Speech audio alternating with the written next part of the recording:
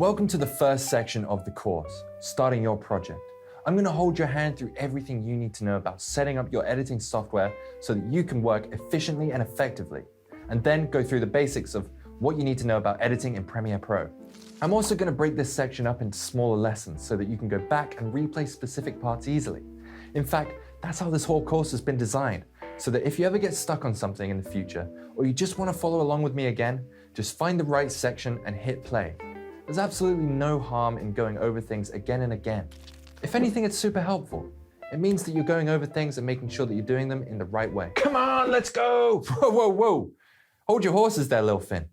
I also want to say to any pros out there that even if you think that you should be in the grade above this one, and you already know all of this already, I'm going to tell you right now, you can always do with a reminder, because get this stuff wrong, and you're setting yourself up for a hard time. This course is also focused on the way that I do things, which may be different to you and could save you a whole lot of time. Come on! Now let's get started with setting up your workstation.